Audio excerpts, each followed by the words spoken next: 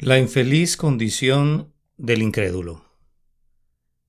Un sermón predicado la mañana del domingo 24 de septiembre de 1871 por Charles Haddon Spurgeon, en el Tabernáculo Metropolitano, Newington, Londres.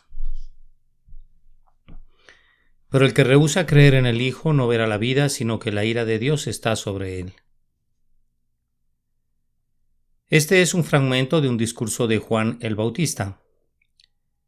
No contamos con muchos sermones de ese poderoso predicador, pero tenemos suficiente material para comprobar que Juan sabía cómo poner el hacha a la raíz de los árboles, pues predicaba la ley de Dios de manera sumamente osada. Y también sabía cómo declarar el Evangelio, pues nadie hubiera podido expresar unas frases que contuvieran más claramente el camino de la salvación, como las que están contenidas en el texto que tenemos bajo nuestra consideración. En verdad, este tercer capítulo del Evangelio, según el evangelista Juan, es notable entre escrituras claras y llanas, por ser todavía más claro y más llano que casi todos los demás. Juan el Bautista era evidentemente un predicador que sabía cómo discernir un punto en el que tantos fracasan, pues distinguía entre lo precioso y lo vil, y por tanto era para el pueblo como la boca de Dios. Juan el Bautista no se dirige al pueblo como si todos fueran perdidos o todos fueran salvos, sino que muestra las dos clases de personas y mantiene la línea de demarcación entre quien teme a Dios y quien no le teme. Declara claramente los privilegios del creyente y afirma que tiene vida eterna incluso ahora, y con igual decisión testifica acerca del triste estado del incrédulo. No verá la vida, sino que la ira de Dios está sobre él. Juan el Bautista podrá instruir útilmente a muchos predicadores que profesan ser cristianos. Aunque el más pequeño en el reino de los cielos mayor es que Juan el Bautista, y por ello debería dar testimonio de la verdad más claramente, con todo, hay muchos que enturbian el Evangelio, que más bien enseñan filosofía y predican una mezcolanza que no es ni ley ni Evangelio. Y esas personas bien podrían asistir a la escuela de este tosco predicador del desierto, para aprender de él cómo clamar: «He aquí el Cordero de Dios que quita el pecado del mundo». Esta mañana deseo extraer una hoja del libro de lecciones del Bautista. Yo quisiera predicar el Evangelio del Señor Jesús como Él lo hizo, cuyo calzado yo no soy digno de llevar. Es mi deseo sincero gozar del deleite de exponerles a ustedes las cosas profundas de Dios. Siento un profundo placer al momento de abrir las bendiciones del pacto de gracia y sacar de su tesoro cosas nuevas y cosas viejas. Debería estar feliz haciendo hincapié en los tipos del Antiguo Testamento e incluso haciendo referencia a las profecías del Nuevo. Pero mientras tantas personas permanezcan todavía sin ser salvas, mi corazón no está contento nunca, excepto cuando estoy predicando sencillamente el Evangelio de Jesucristo. Amados oyentes inconversos, cuando vea que ustedes son llevados a Cristo, avanzaré entonces más allá de los rudimentos del Evangelio. Pero entre tanto, mientras el infierno abra ampliamente sus fauces y muchos de ustedes ayuden a llenarlo, no puedo dejar de advertirles. No me atrevo a resistir el sagrado impulso que me incita a predicarles las buenas nuevas de salvación una y otra vez. Como Juan, continuaré poniendo el hacha a la raíz de los árboles y no iré más allá de clamar: «Arrepentíos, porque el reino de los cielos se ha acercado». Como Juan lo hizo, declararemos ahora el triste estado del que no cree en el Hijo de Dios. Esta mañana, con la carga del Señor sobre nosotros, vamos a hablar sobre las palabras del texto. Nuestro primer punto será el descubrimiento del culpable, el que rehúsa creer en el Hijo. A continuación, vamos a considerar su ofensa. Radica en no creer en el Hijo. En tercer lugar, vamos a poner al descubierto las causas pecaminosas que crean esta incredulidad, y en cuarto lugar vamos a mostrar el terrible resultado de no creer en el Hijo. No verá la vida, sino que la ira de Dios está sobre él. Que el Espíritu nos ayude en todo. Para comenzar entonces, ¿quién es el culpable? ¿Quién es el hombre infeliz del que se habla aquí? ¿Es acaso alguna persona que solo puede encontrarse una vez en un siglo? Hemos de sondear repetidas veces las muchedumbres para descubrir a algún individuo que se encuentra en esa miserable condición. Ah, no. Las personas de las que se habla aquí son muy comunes. Abundan incluso en nuestras santas asambleas. Se encuentran por miles en nuestras calles. Ay, ay. Conforman la vasta mayoría de la población mundial. Jesús a lo suyo vino y los suyos no le recibieron, y la raza judía permanece siendo incrédula, mientras que los gentiles, para quienes debía ser una luz, prefieren habitar en tinieblas y rechazar su luminosidad. Esta mañana no estaremos hablando sobre un tema recóndito que tiene solo una remota relación con nosotros. Antes bien, hay muchas personas presentes aquí sobre quienes estaremos hablando, y oramos devotamente rogando que la palabra de Dios descienda con poder en sus almas. Las personas de las que se habla aquí son aquellas que no creen en el Hijo de Dios. Jesucristo, movido por una misericordia infinita, vino al mundo, asumió nuestra naturaleza y en esa naturaleza sufrió, el justo por los injustos para llevarnos a Dios. En razón de sus sufrimientos, el mensaje evangélico es proclamado ahora a todos los hombres, asegurándoles honestamente que todo aquel que en él cree no se pierda, mas tenga vida eterna. Las infelices personas a las que se alude en este texto no quieren creer en Jesucristo. Rechazan el ofrecimiento de misericordia de Dios. Oyen el Evangelio, pero rehúsan obedecer su mandato. No hemos de imaginar que estos individuos sean necesariamente escépticos declarados, pues muchos de ellos creen una buena parte de la verdad revelada. Creen que la Biblia es la palabra de Dios, creen que hay un Dios, creen que Jesucristo vino al mundo como un Salvador. Creen en la mayor parte de las doctrinas que se agrupan en torno a la cruz. Ay, pueden hacer eso, pero con todo, si no creen en el Hijo de Dios, la ira de Dios está sobre ellos. Podrían sorprenderse al enterarse de que muchas de estas personas están muy interesadas en la ortodoxia. Creen que han descubierto la verdad y valoran sobremanera esos descubrimientos, de tal forma que su temperamento se enciende con frecuencia con aquellos que disienten con ellos. Han leído mucho y son maestros del argumento en defensa de lo que consideran sana doctrina. No pueden soportar la herejía y con todo es triste el hecho de que, creyendo lo que creen y sabiendo tanto, no han creído en el Hijo de Dios. Creen en la doctrina de la elección, pero no tienen la fe de los elegidos de Dios. Tienen fe ciega en la perseverancia final, pero perseveran en la incredulidad. Confiesan todos los 5 puntos del calvinismo, pero no han llegado al punto más necesario de mirar a Jesús para poder ser salvados. En el credo aceptan las verdades que en verdad nosotros también creemos, pero no han recibido esa palabra fiel y digna de ser recibida por todos, que Cristo Jesús vino al mundo para salvar a los pecadores. Sea como sea, no la han recibido personal y prácticamente para salvación de sus almas. Es preciso admitir que no pocas de esas personas son intachables en cuanto a su moralidad. A pesar de un estricto escrutinio, no podrías encontrar ni deshonestidad, ni falsedad, ni inmundicia, ni malicia en su vida exterior. No, solamente están libres de esas manchas, sino que manifiestan excelencias positivas. Gran parte de su carácter es encomiable, son corteses y compasivos, frecuentemente generosos y gentiles. Son muchas veces tan admirables y tan amigables que mientras los estamos mirando entendemos cómo nuestro Señor, en un caso similar, amó al joven que le preguntó: ¿qué más me falta? Carecen de la única cosa necesaria, puesto que no han creído en Cristo Jesús, y a pesar de que el Salvador es reacio al verlos perecer, no puede evitarse, pues una condenación es común para todos los que no creen. No verán la vida, sino que la ira de Dios está sobre ellos. En adición a su moralidad, en muchos casos estas personas son hasta cierto punto personas religiosas. No se ausentarían del servicio usual en lugar de adoración. Son sumamente cuidadosas de respetar el día de guardar. Veneran el libro de Dios. Usan una forma de oración, se unen a los cánticos del santuario. Se sientan cuando el pueblo de Dios se sienta y se ponen de pie cuando el pueblo de Dios se pone de pie. Pero hay un gusano en el centro de esa hermosa fruta, pues se ha perdido de la cosa más esencial, que al ser omitida acarrea una ruina cierta. No han creído en el Hijo de Dios. Ah, cuán lejos puede llegar un hombre y sin embargo, por falta de esta cosa esencial, la ira de Dios está todavía sobre él.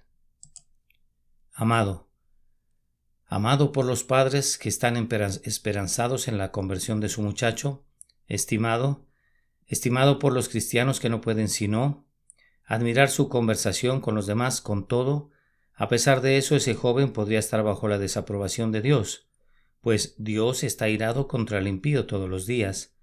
La ira de Dios está sobre el hombre, quien quiere que sea, que no ha creído en Jesús. Ahora, si nuestro texto mostrará que la ira de Dios descansa sobre los culpables que están en nuestras cárceles, la mayoría de la gente asentiría a esa afirmación y nadie se asombraría por ella. Si nuestro texto declarara que la ira de Dios permanece sobre las personas que viven en habitual falta de castidad y en constante violación de las leyes del orden y de la respetabilidad, la mayoría de los hombres diría amén, pero el texto está dirigido a otro carácter. Es cierto que la ira de Dios está sobre los pecadores descarados, pero, oh señores, esto también es cierto, que la ira de Dios está sobre aquellos que se jactan de sus virtudes pero que no han creído en Jesús, su Hijo. Podrían habitar en palacios, pero si no son creyentes, la ira de Dios está sobre ellos. Podrían ocupar un puesto en el Senado y gozar de las aclamaciones de la nación, pero si no creen en el Hijo, la ira de Dios está sobre ellos. Sus nombres podrían estar registrados en la guía de la nobleza y podrían poseer una riqueza incalculable, pero la ira de Dios está sobre ellos. Podrían practicar habitualmente sus caridades y realizar abundantes actos externos de devoción, pero si no han aceptado al Salvador designado, la palabra de Dios da testimonio de que la ira de Dios está sobre ellos. Ahora, con corazones despertados por el Espíritu de Dios, tratemos de pensar acerca de su ofensa. ¿Cuál es este peculiar pecado que acarrea la ira de Dios sobre estas personas? Es que no han creído en el Hijo de Dios. ¿A qué equivale eso? Primero que nada equivale a esto, que rehúsan aceptar la misericordia de Dios. Dios formuló una ley y sus criaturas están obligadas a respetarla y obedecerla. Nosotros la rechazamos y nos apartamos de ella. Fue una gran demostración del odio del corazón, pero en algunos sentidos no fue una manifestación de enemistad con Dios tan íntegra e intensamente perversa como cuando rechazamos el Evangelio de la gracia. Dios no nos ha presentado ahora la ley, sino el Evangelio, y ha dicho: mis criaturas, ustedes han quebrantado mi ley y han actuado muy detestablemente conmigo.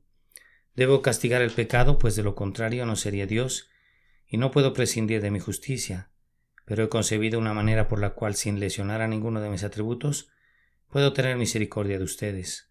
Estoy listo para perdonar el pasado y restablecerlos a una mejor posición de la que perdieron, de tal manera que serán mis hijos y mis hijas. Mi único mandamiento para ustedes es: crean en mi Hijo. Si obedecen este mandamiento, todas las bendiciones de mi nuevo pacto serán suyas. Confíen en él y síganlo, pues he aquí yo lo pongo como líder y comandante para el pueblo. Acepten que él expía mediante su sustitución y obedézcanle. Ahora, rechazar la ley de Dios muestra un corazón malo e incredulidad. Pero ¿quién podría decir qué abismo de rebelión debe de albergar el corazón, que rehúsa no solo el yugo de Dios, sino incluso el don de Dios? La provisión de un Salvador para los hombres perdidos es el don gratuito de Dios, y por ese don todas nuestras necesidades son suplidas. Todos nuestros males son erradicados. La paz en la tierra no es garantizada y gloria sea Dios eternamente. El rechazo de este don no puede ser un pecado leve.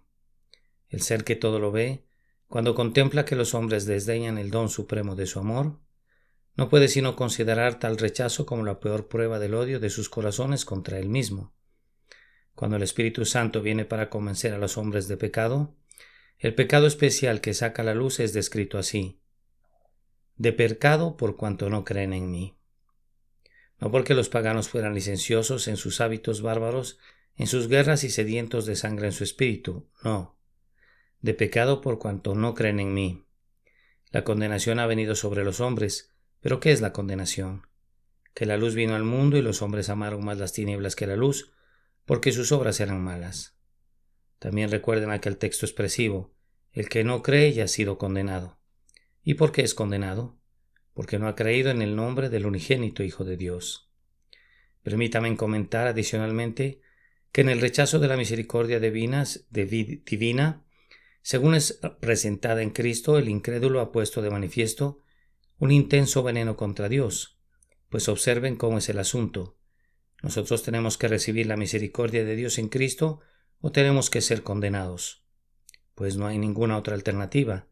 El incrédulo tiene que confiar en Cristo, a quien Dios ha puesto como la propiciación por el pecado, o de lo contrario tiene que ser echado fuera de la presencia de Dios y arrojado al castigo eterno.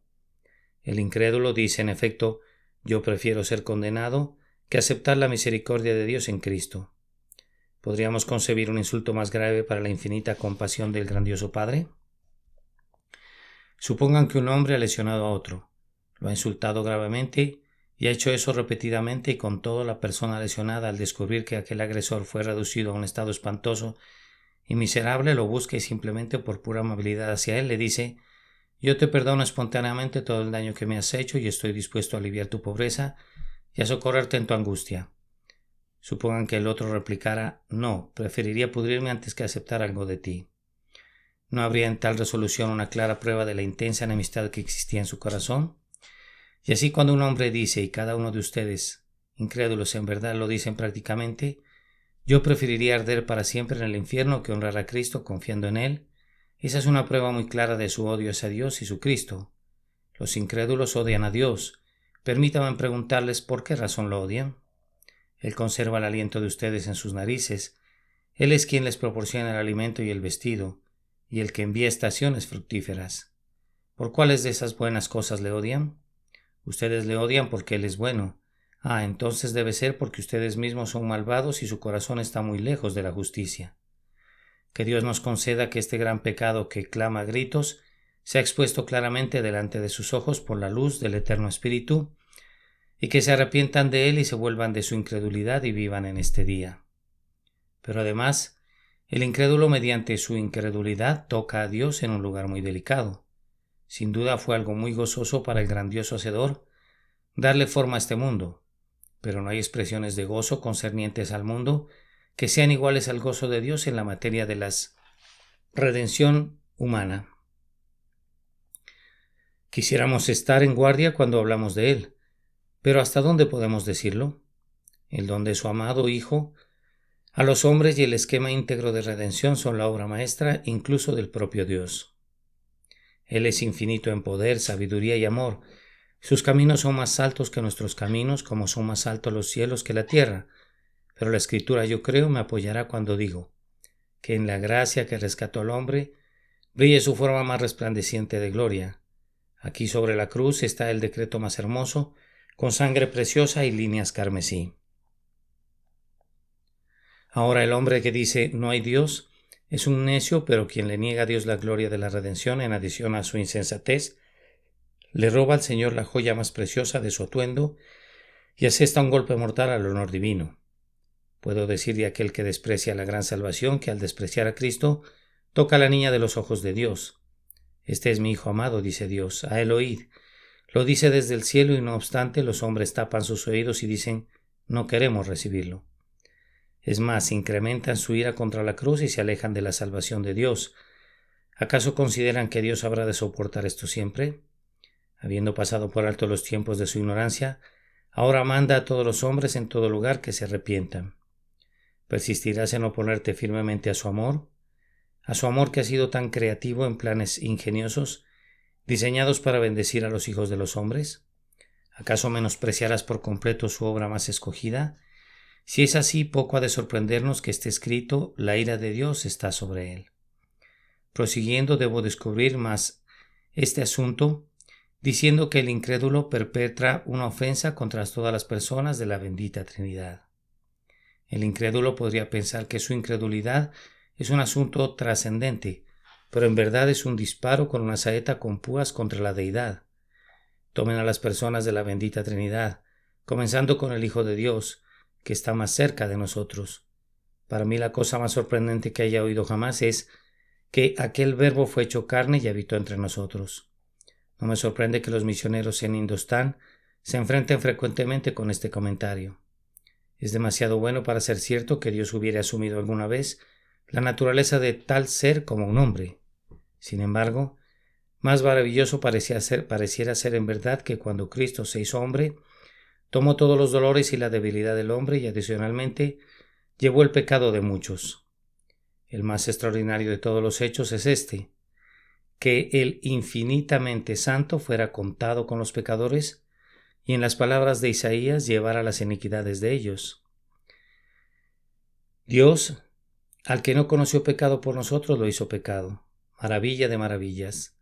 Es asombroso más allá de todo límite que quien distribuye las coronas y los tronos pendiera de un madero y muriera, el justo por los injustos, soportando el castigo debido a los pecadores por la culpa. Ahora, sabiendo esto, como la mayoría de ustedes lo saben y con todo rehusando creer, ustedes dicen efectivamente: yo no creo que el Dios encarnado pueda salvar. Oh no, replican, nosotros creemos sinceramente que Él puede salvar. Entonces ha de ser que sienten que yo creo que Él puede, pero no quiero aceptar que me salve. Aunque yo te excuso en primer lugar, tengo que presentar mi acusación con mayor énfasis en segundo lugar. Respondes que tú no dices que no creerás en Él. ¿Por qué entonces permaneces en la incredulidad? El hecho es que no confías en Él, no le obedeces. Te pido que rindas cuentas de ese hecho. ¿Puedo creer en Él?, pregunta alguien. ¿No te hemos dicho 10,000 veces que todo aquel que quiera puede tomar libremente del agua de vida? Si hubiere alguna barrera, no está del lado de Dios, no está del lado de Cristo, sino que más bien está en tu propio corazón, pecador. Tú eres bienvenido para ir al Salvador ahora, y si confías ahora en Él, es tuyo para siempre. Pero, oh incrédulo, pareciera que no es nada para ti que Cristo muriera. Sus heridas no te atraen, sus gemidos por sus enemigos no contienen música para ti. Tú les das la espalda al Dios encarnado que se desangra por los hombres, y haciendo eso le cierras la puerta a la esperanza, juzgándote tú mismo indigno de la vida eterna. Además, el deliberado rechazo de Cristo es también un insulto para Dios el Padre. El que no cree a Dios le ha hecho mentiroso, porque no ha creído en el testimonio que Dios ha dado acerca de su Hijo. Dios mismo ha dado con frecuencia testimonio de su amado Hijo, a quien Dios puso como propiciación por nuestros pecados. Al rechazar a Cristo, tú rechazas el testimonio de Dios y el don de Dios. Es un asalto directo en contra de la veracidad y de la misericordia del Padre de gracia, cuando pisoteas y desechas su don de amor, que no tiene precio ni tiene par. Y en cuanto al Espíritu bendito, su oficio aquí abajo es dar testimonio de Cristo. En el ministerio cristiano, el Espíritu Santo clama diariamente a los hijos de los hombres para que vengan a Jesús. Él ha luchado en los corazones de muchos de ustedes, dándoles una medida de convicción de pecado y un grado de conocimiento de la gloria de Cristo, pero ustedes lo han reprimido y se han esforzado al máximo para despreciar al Espíritu de Dios. Créanme, este no es un pecado sin importancia. Un incrédulo es un enemigo del Dios el Padre, del Dios el Hijo y de Dios el Espíritu Santo. Oh incrédulo, tu pecado es un insulto permanente contra la bendita Trinidad en unidad. Tú estás ahora insultando a Dios en su cara, ya que continúas siendo un incrédulo. Y debo agregar que la incredulidad involucra un insulto en contra de cada atributo de Dios. El incrédulo declara, de hecho, aunque la justicia de Dios sea vista cuando puso el castigo del pecado sobre Cristo, no me importa su justicia. Yo voy a soportar mi propio castigo. El pecador pareciera decir: Dios es misericordioso en el don de Cristo para que sufriera en lugar nuestro, pero yo no necesito su misericordia. Puedo pasármela sin ella. Otros podrían ser culpables y pueden confiar en el Redentor, pero yo no siento tal culpa y no voy a pedir perdón. Los incrédulos atacan la sabiduría de Dios, pues mientras que la sabiduría de Dios es revelada en su plenitud en el don de Jesús, ellos dicen es un dogma alejado de la filosofía y gastado. Ellos consideran la sabiduría de Dios como insensatez, y por esta razón arrojan desprecio sobre otro atributo divino. Yo podría mencionar en detalle cada uno de los atributos y prerrogativas de Dios, y podría demostrar que la falta de aceptación del Salvador es un insulto en contra de cada uno de los atributos y en contra del propio Dios. Pero el tema es demasiado triste para que continuemos tratándolo y por tanto vamos a pasar a otra frase, o más bien otra fase del tema, aunque me temo que será igualmente doloroso. En tercer lugar, hemos de considerar las causas de esta incredulidad. En una gran cantidad de personas, la incredulidad puede ser atribuida a una negligente ignorancia del camino de salvación. Ahora, no debería sorprenderme que muchos de ustedes imaginen que si no entienden el Evangelio están grandemente excusados si no lo creen. Pero, señores, no es así. Ustedes están ubicados en este mundo, no como los paganos en el centro de África, sino en la ilustrada Inglaterra, donde viven bajo la plena luz del día evangélico. Hay lugares de adoración por todas partes en torno a ustedes a los que podrían asistir sin ninguna dificultad. El libro de Dios es muy barato. Lo tienen en sus hogares. Todos ustedes pueden leerlo o escuchar su lectura. Es posible entonces que al rey le hubiera agradado revelarse a ustedes y decirles el camino de salvación, y con todo ustedes a la edad de 20 años, 30 o 40 no conozcan el camino de la salvación. ¿Qué quieres decir, amigo? ¿Qué podrías querer decir? ¿Le ha agradado a Dios revelarse en la Escritura y decirte cómo escapar del infierno y cómo volar al cielo? Pero tú has sido demasiado haragán para inquirir al respecto de ese camino. ¿Te atreves a decirle a Dios: no considero que sea digno de mi tiempo aprender lo que tú has revelado, y tampoco me importa conocer el don de Dios que tú has otorgado a los hombres? ¿Cómo puedes pensar que tal ignorancia es una excusa para tu pecado? ¿Qué otra cosa podría construir, o más bien constituir, una peor agravación del pecado? Si tú no lo sabes, deberías saberlo. Si no has aprendido el mensaje evangélico, podrías haberlo aprendido, pues hay algunos de nosotros cuyo lenguaje no es difícil de entender, ni siquiera para los más analfabetas. Y si nos sorprendiéramos usando alguna palabra difícil, nos retractaríamos y la expresaríamos nuevamente en breves sílabas, de tal manera que ni siquiera el intelecto de un niño necesitaría quedarse perplejo por nuestro lenguaje. El camino de la salvación es claro en el libro. Esas palabras «cree y vive» son en esta cristiana Inglaterra casi tan legibles y son vistas tan universalmente como si estuvieran impresas en el cielo. Que la confianza en el Señor Jesús salva el alma es una noticia bien conocida. Pero si todavía dices que no has sabido todo esto, entonces yo respondo: querido amigo, haz el esfuerzo por conocerlo. Recurre a las Escrituras, estúdialas y ve qué es lo que contienen.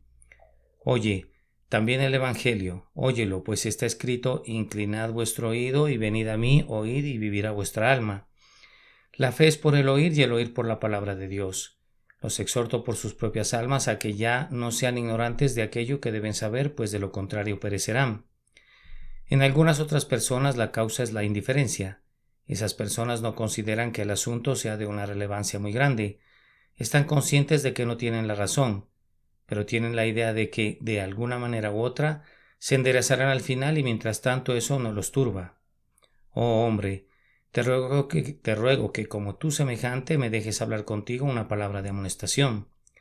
Dios declara que su ira está sobre ti como incrédulo, y tú consideras eso nada. Dios dice: yo estoy enojado contigo, y tú le respondes: no me importa, es de muy poca importancia para mí. El incremento o la caída de los fondos financieros consolidados es de mucha mayor repercusión que el hecho de que Dios esté irado conmigo o no. Mi cena a tiempo me concierne muchísimo más que si el Dios infinito me ama o me odia. Esa es la frase en inglés que corresponde a su conducta, y yo les pregunto si puede haber mayor impenitencia en contra de su Creador, o una forma más funesta de arrogante rebelión en contra del Eterno Soberano. Si no te angustia que Dios esté airado contigo, debería angustiarte, y me angustia a mí que no te angustie a ti. Nos hemos enterado acerca de esas personas culpables de asesinato cuyo comportamiento durante el juicio ha sido sereno y han mostrado ser dueñas de sí mismas. La serenidad con la que se declararon inocentes ha sido de una sola pieza con la dureza de corazón que los condujo al hecho sangriento. Aquel que es capaz de un gran crimen es también incapaz de sentir vergüenza en relación a su crimen. Un hombre que es capaz de sentir placer y estar tranquilo mientras Dios está irado con él, muestra que su corazón es más duro que el acero. En ciertos casos, la raíz de esta incredulidad se ubica en otra dirección. Es alimentada por el orgullo. La persona que es culpable de incredulidad no cree que necesite un salvador. Su idea es que él mismo hará lo que más pueda. Asistirá con regularidad a la iglesia o al lugar de adoración. Diezmará ocasionalmente o frecuentemente e irá al cielo en parte por lo que hace y en parte por los méritos de Cristo. De tal manera que no creer en Cristo no es un asunto de ninguna consecuencia grave para él, porque no está desnudo ni tampoco es pobre ni miserable, sino que es rico y se ha enriquecido en las cosas espirituales. Ser salvado por fe es una religión para las rameras y los borrachos y los ladrones, pero las personas respetables como él, que han guardado la ley desde su juventud, no tienen ninguna necesidad particular de asirse de Cristo.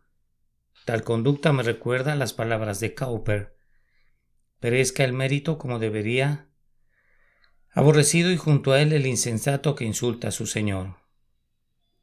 Para salvar al hombre, Dios consideró necesario que el Redentor muriera. Sin embargo, ustedes, seres con justicia propia, piensan evidentemente que la muerte es una superfluidad. Pues si un hombre puede salvarse a sí mismo, ¿para qué descendió el Señor y murió para salvarle? Si hay un camino al cielo por medio de la respetabilidad y la moralidad sin Cristo, ¿cuál es la necesidad de Cristo? Es enteramente inútil tener un propiciador y un mediador, ya que los hombres son tan buenos que no lo requieren. Ustedes le dicen a Dios en su cara que está mintiéndoles, que no son tan pecadores como Él quisiera persuadirlos que son, que no necesitan ni un sustituto ni un sacrificio como Él dice que lo necesitan. Oh señores, este orgullo suyo es una arrogante rebelión en contra de Dios. Miren sus excelentes acciones, ustedes que son tan buenos, y verán que sus motivos son bajos, y que su orgullo con respecto a lo que han hecho ha manchado con negros dedos todos sus actos. Dado que ustedes prefieren su propio camino al camino de Dios y prefieren su propia justicia a la justicia de Dios, la ira de Dios está sobre ustedes. Tal vez no le he atinado a la razón de su incredulidad, por tanto permítanme hablar una vez más. En muchas personas el amor del pecado, más bien que alguna alardeada justicia propia, los mantiene alejados del Salvador. No creen en Jesús, no porque tengan alguna duda acerca de las verdades del cristianismo, sino porque sienten un amor esclavizante por su pecado favorito. Vamos, dice alguien, si fuera a creer en Cristo, por supuesto que tendría que obedecerle. Confiar y obedecer van juntos. Entonces no podría ser el borracho que soy, no podría hacer negocios de la manera que los hago, no podría practicar un desenfreno secreto, no podría frecuentar los lugares favoritos de los impíos en los que la risa es provocada por el pecado y el júbilo por la blasfemia. No puedo renunciar a mis pecados favoritos. Tal vez este pecador espera que un día, cuando ya no pueda disfrutar más de su pecado, lo dejará furtivamente y tratará de engañar al demonio de su alma, pero mientras tanto prefiere los placeres del pecado a la obediencia a Dios y la incredulidad a la aceptación de su salvación. Oh dulce pecado, oh amargo pecado, cómo estás asesinando a las almas de los hombres, así como ciertas serpientes antes de capturar a su presa fijan sus ojos en ella y las fascinan, y luego la devoran al final. Así fascina el pecado a los necios hijos de Adán. Son encantados por el pecado y perecen por él. Solamente ofrece un gozo momentáneo y la paga de ello es la miseria eterna, y no obstante, los hombres están enamorados del pecado. Los caminos de la mujer extraña y las sendas de inmundicia conducen muy llanamente a las cámaras de la muerte, y sin embargo los hombres son atraídos hacia ellos como las mariposas nocturnas son atraídas por el resplandor de la lámpara, y así son destruidos. ¡Ay! Qué terrible que los hombres se precipiten desenfrenadamente contra las rocas de las peligrosas lascivias y perezcan obstinadamente bajo el encanto del pecado. Es una triste lástima preferir una ramera al Dios eterno, preferir unos cuantos centavos producidos por la deshonestidad al cielo mismo, preferir la gratificación del estómago al amor del Creador y al gozo de ser reconciliado y salvado. Fue un terrible insulto contra Dios cuando Israel erigió un becerro de oro y dijo: Israel, estos son tus dioses. ¿Suplantará al Dios viviente la imagen de un buey que come hierba? El que ha esparcido el maná sobre la tierra, que ha hecho que el Sinaí humee con su presencia y que el desierto entero tiemble bajo sus marchas, ha de ser desechado por la imagen de un becerro que tiene cuernos y cascos. ¿Preferirán los hombres el metal derretido al infinitamente santo y glorioso Jehová? Pero ciertamente preferir una lascivia a Dios es todavía un insulto mayor. Obedecer nuestras pasiones antes que su voluntad y preferir el pecado a su misericordia, este es el crimen de los crímenes, que Dios nos libre de él por su misericordia. Tenemos funestas nuevas en el último encabezado de mi discurso, el resultado terrible de la incredulidad. No verá la vida, sino que la ira de Dios está sobre él. La ira de Dios. No hay palabras que pudieran explicar plenamente esta expresión jamás.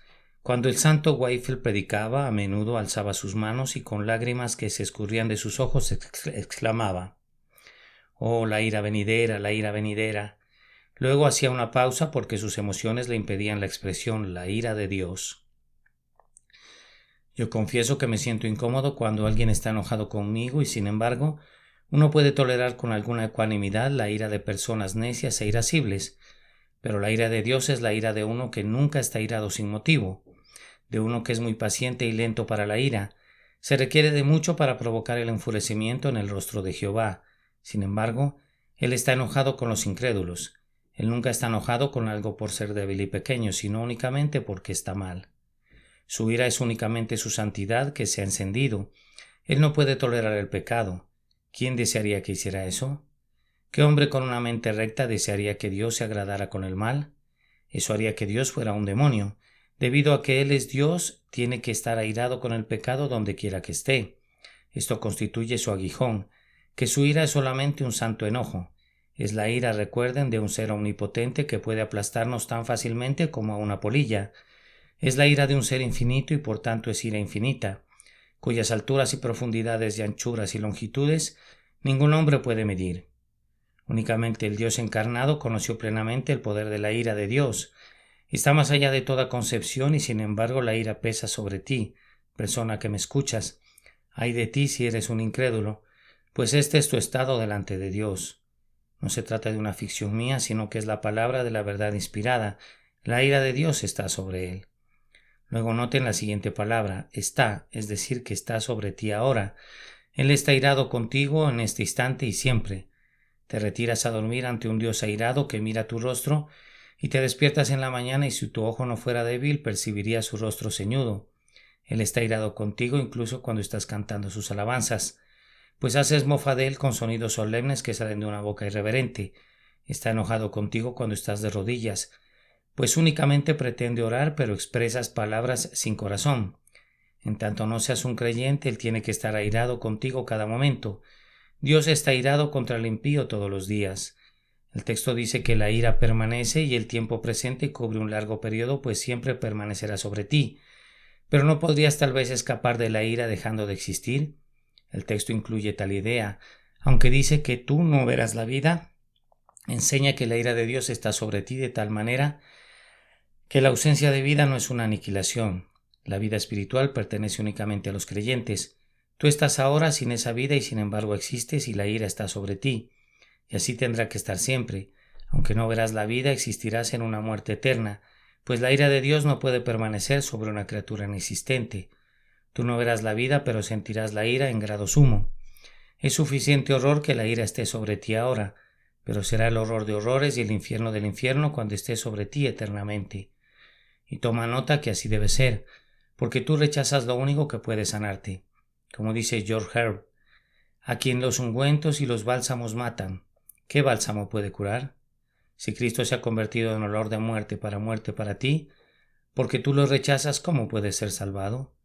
No hay sino una puerta y si tú la cierras por tu incredulidad, ¿cómo puedes entrar al cielo? Hay una medicina que cura y si rehusas tomarla, ¿qué te queda sino la muerte? Hay un agua de vida, pero tú rehusas beberla, entonces padecerás sed eternamente. Desechas voluntariamente al único Redentor. ¿Cómo entonces será rescatado?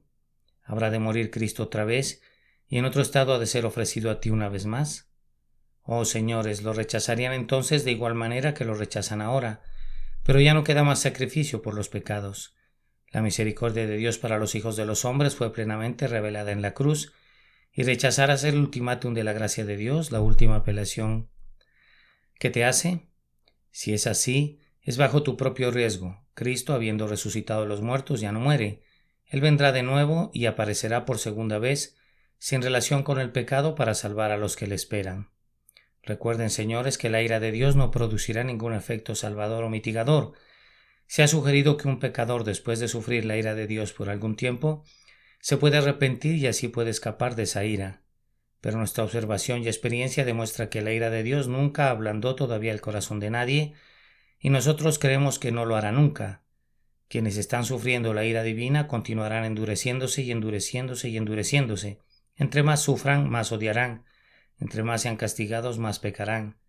La ira de Dios que permanece sobre ti no producirá ningún buen resultado para ti, sino que más bien irás de mal en mal y te alejarás más y más de la presencia de Dios.